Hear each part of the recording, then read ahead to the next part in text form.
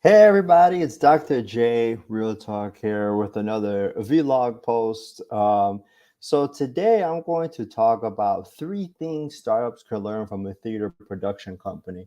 Now you're probably like, I have no idea what the hell you're talking about. A theater production company? What in the world does that have to do with a startup company? Well, I'm going to tell you what it has to do and three things about it. So a few weeks ago, actually a couple days ago, I was rummaging through my files and I found this chapter, this copy of a chapter titled "The Definitions and Directions of the Theater." It's from a book called "Theater in Cyberspace: Issues of Teaching, Acting, and Directing." And so basically, this chapter is one of the first chapters in this book about basically giving you the insights of theater 101, like the production of it, like what does it have to do with it. And I was reading this article, reading this chapter again because I had read it when I was back in grad school, and I was reading it, and then I thought about startup companies. Right, startup companies face issues the same way that a theater production does, a theater production company, right? Theater production needs to put seats in. It needs to have audience members in order to survive, right? Audience members that will pay. Kind of the same thing. Startup needs customers to pay in order to survive, right? There's only most companies, there's only so much money that you can raise until you start making a profit. There's very minuscule companies, right? The unicorn companies.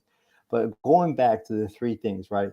The three things that startups can learn from theater production companies is it takes a team, identify your customers, and customers will pay. So let me take it back to the first one. It takes a team. A theater production company, it can't be a one-person show. Yes, there can be one person in front of the audience, the whole production, but behind it, right, you need the playwright, you need the director, you need the technical designers, you need people in the green room and such, and theater be behind it in order to put this whole thing together.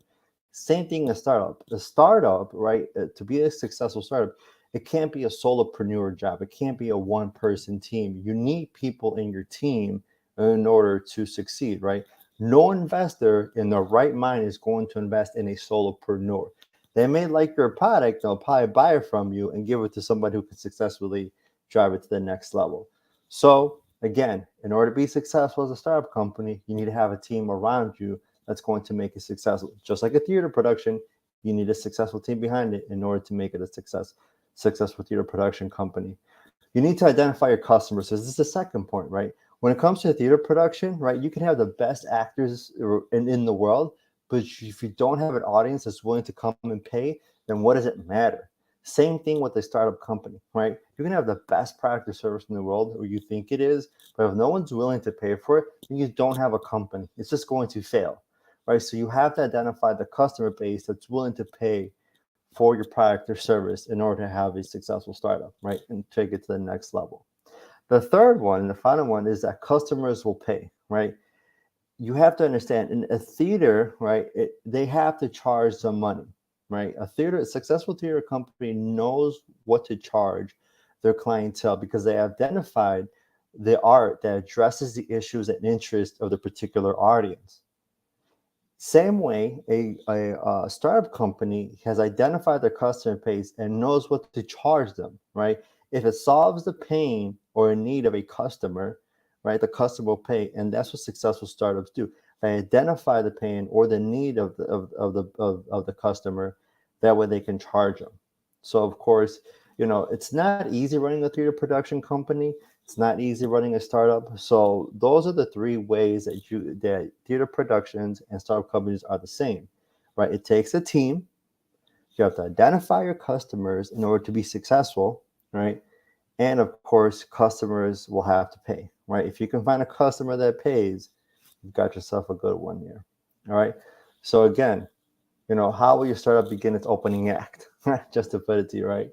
So make sure that your startup is successful and make sure you got that team together because without a team, your startup ain't going to be not going to be successful for. It's not going to be pretty successful, right? If you don't have the right team around you. So, all right, folks, I'm going to let you guys off on this.